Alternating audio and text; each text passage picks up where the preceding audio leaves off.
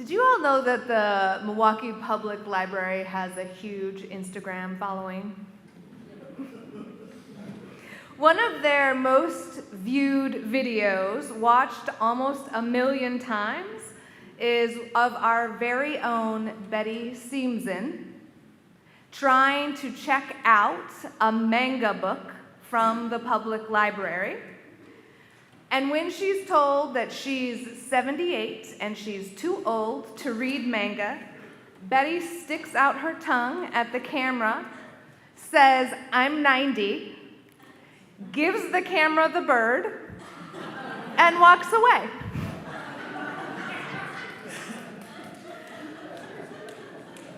The Milwaukee Public Library has some very good and very funny social media managers. They post about books and book culture and nerd culture and supporting public libraries.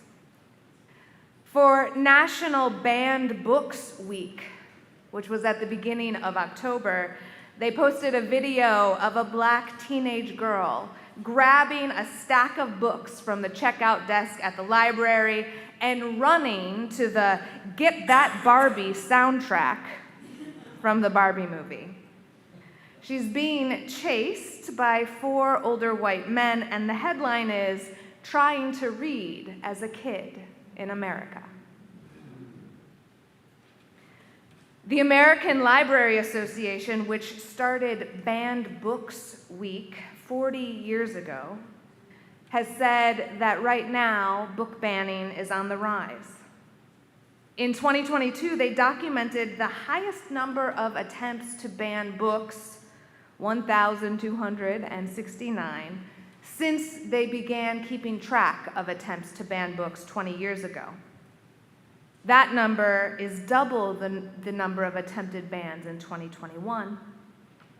And in just the first 8 months of 2023, there have already been more attempts to ban books, 1,900, than there were in all of 2022.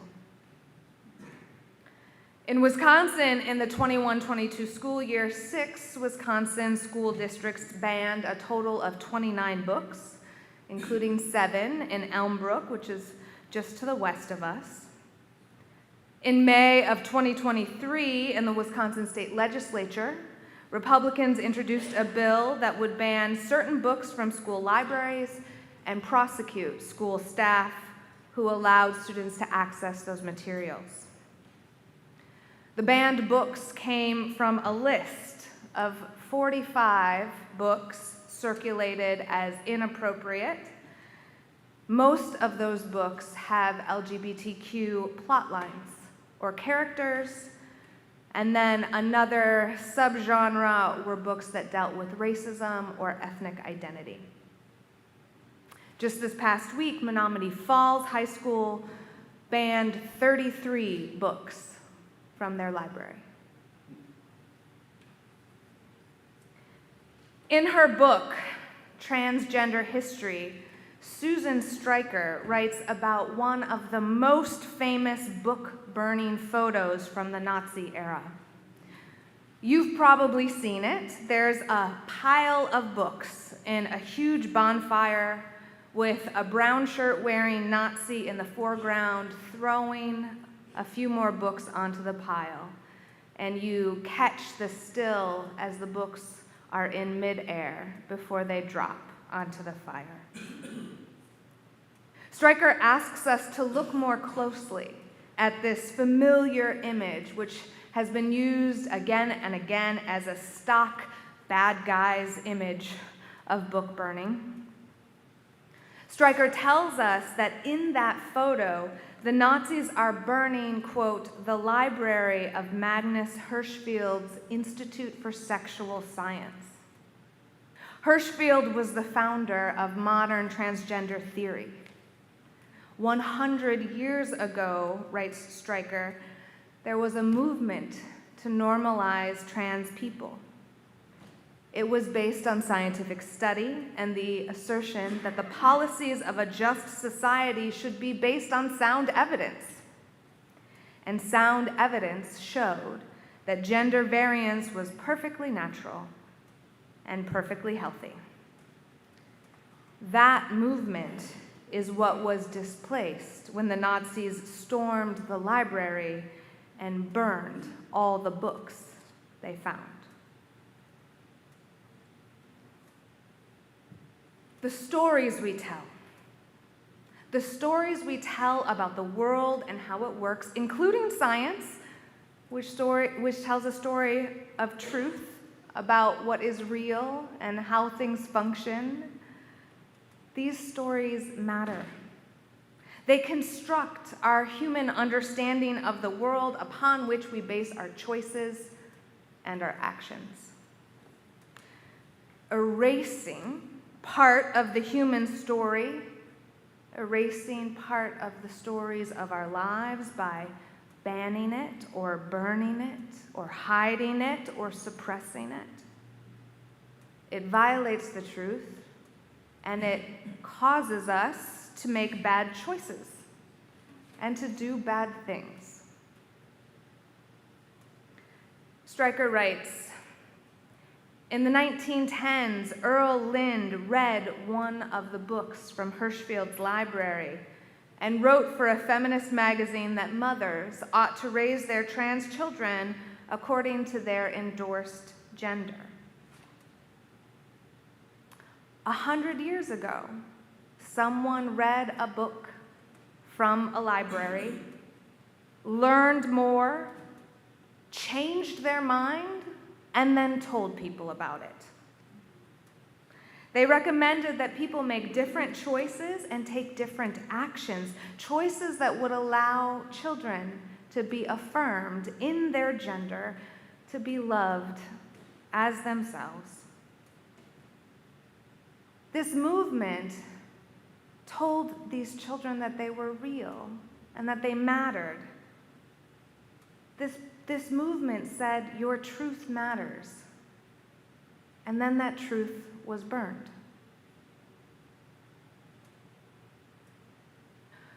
Hirschfield's students fled from the Nazis, and they ended up in the United States, and they founded transgender activism here. Now, 100 years later, we're once again at a moment where loving parents are choosing to affirm their children's gender, and we are simultaneously watching book bans increase, many of which have LGBTQ plotlines or characters, in the name of quote-unquote protecting innocence, rather than protecting trans kids. But banning books will not erase trans kids. It will only make their lives more difficult. Banning books about sexuality will not erase queer kids. It will only make their lives more difficult. Banning books about race and ethnicity will not erase Black, Indigenous, and people of color children. It will only make their lives more difficult. So whose innocence is being protected, and at whose expense? Telling only part of the story is an old trick. And it's a good one. It's very effective. Because if you can manage the narrative, then you can manage what people believe, and therefore what they choose and how they act.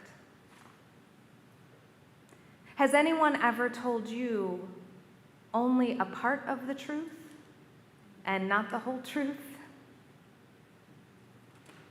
Or maybe, have you ever felt like you've needed to hide parts of your truth in certain situations? Feeling like you have to hide part of your truth, or finding out that you've had part of the truth hidden from you, that hurts.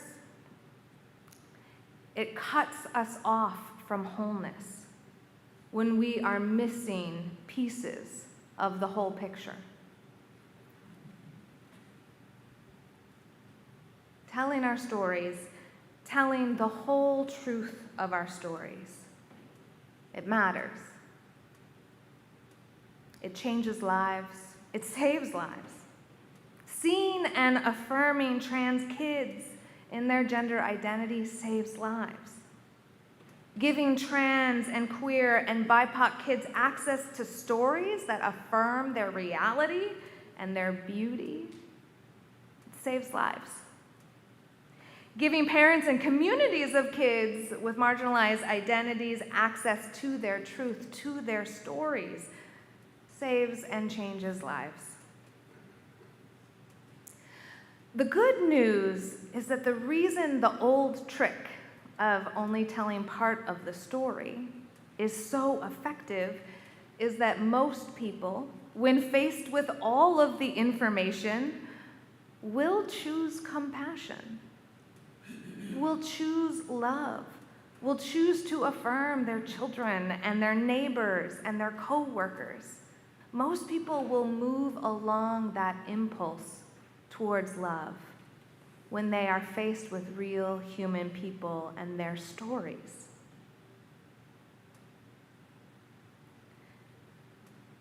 Banning or burning books is one way that people try to erase the truth. But it's also a finder's guide to the parts of the story that someone doesn't want you to know. Book bans are a list of the ways that new stories might subvert the status quo. The list of 45 books that are being circulated as inappropriate is a list of books you should read. It's how you can learn. If you want to learn the whole truth, if you want to identify the location of transformative power, it's in those books. Banning books makes it easy for young people to know what to read in order to understand how power works and is at work in their community today. It's a key to transformation. It's a key to where change is happening. Students of religious studies examine how we understand and interpret texts, how we read. Do we interpret what we read literally? Do we interpret it morally? Do we interpret it spiritually? What's the relationship between the reader and the text and the contexts of both the reader and the author? In both religion and in philosophy, studying how we interpret and therefore how we understand things is called hermeneutics. There will be a quiz later. In the 1960s, French philosopher Paul Ricoeur coined the term hermeneutics of suspicion as a practice of reading against the grain. Reading against the grain means reading against the dominant meaning of a text. It's reading resistantly or reading for what is not there, as well as for what is there. Reading against the grain is a practice of interpretation which says, who is writing this story? Why? And what did they leave out? Are there deliberate silences in this story? What do I know about the world and what is happening in it that is noticeably and purposefully absent from this story? A hermeneutics of suspicion, reading against the grain, helps us notice patterns of power in storytelling. It helps us notice who or what is absent. The list of 45 books to be banned is a list of what is trying to be removed from our society. Who wants those things to be removed, and why. And we can read against the grain in our own lives as well, in our personal lives, in our families, like Trudy did. Are there patterns in your own family histories? Stories that are silenced or hidden? Who do those silences protect? Who benefits from them and who is harmed? I want to invite you into listening and witnessing how our stories and histories are created and held and what is silenced in them at a very large scale, but also at the scale of our lives.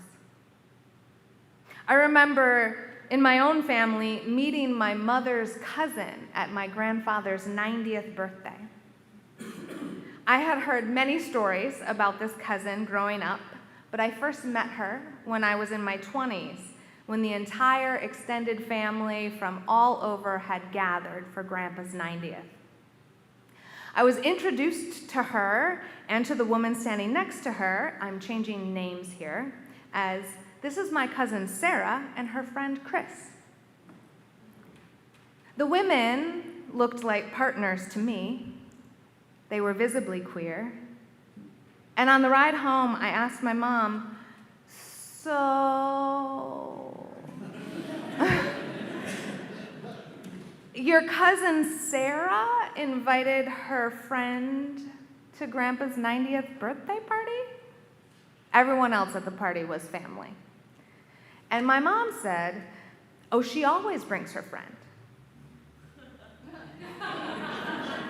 Huh, okay. I poked around a little more. The women had been living together for as long as my parents had been together.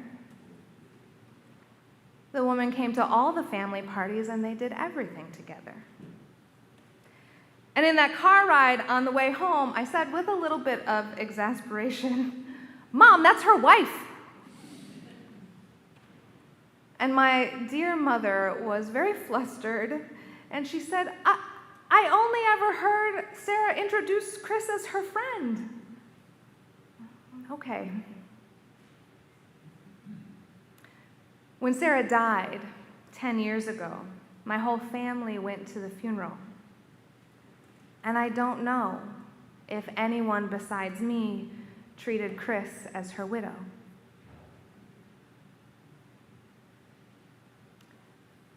The stories that we tell and the silences we keep matter. How do we hold our histories? Where are the silences in our family lineages? Where are the silences being attempted in our communities?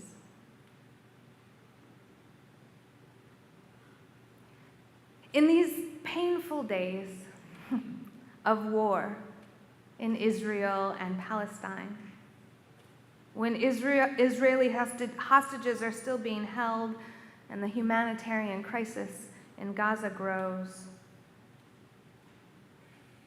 I want to ask us to pay attention to whose stories get told, where, and by whom. Who gets humanized and who gets demonized in what sources? Part of the work of war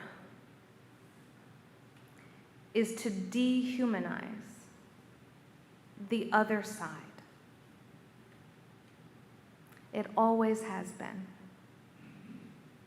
Our moral work is to always remember that all of the people involved are human.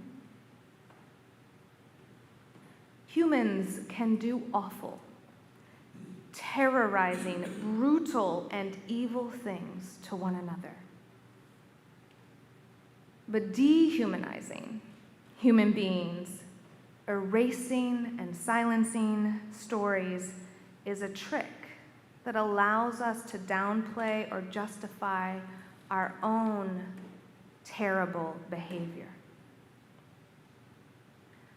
we must always, always, always hold on to the humanity of everyone involved. Know that we're talking about human lives that are sacred, and make choices and act accordingly.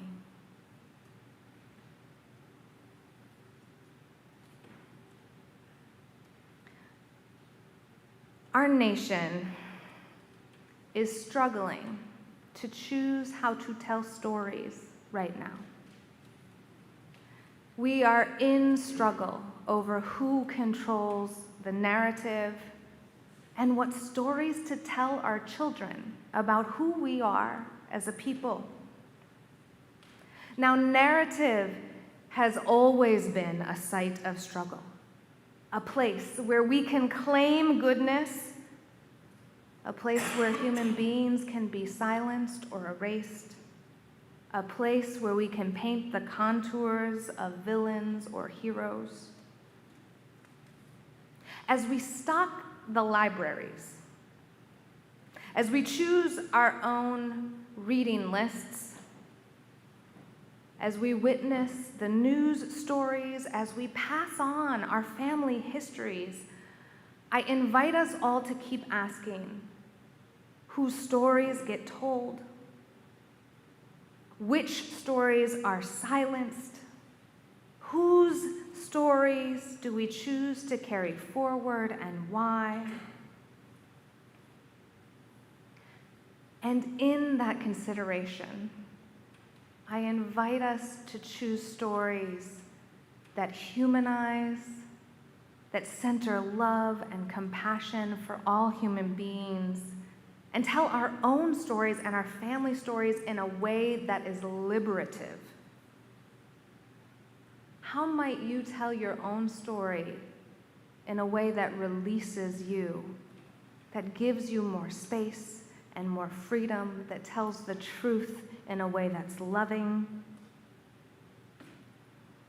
My wish for each of us is that we learn to tell our stories in ways that are liberative, that allow us to feel alive in our wholeness. May we also make room for the full story of our society, for all the different pieces of humanity in our midst. May we use the finder's guide of book bans and listen to parts of stories that have been silenced with an open heart, even when it hurts, so that we might hold humanity with wholeness, truth, compassion, and love. May it be so, and amen.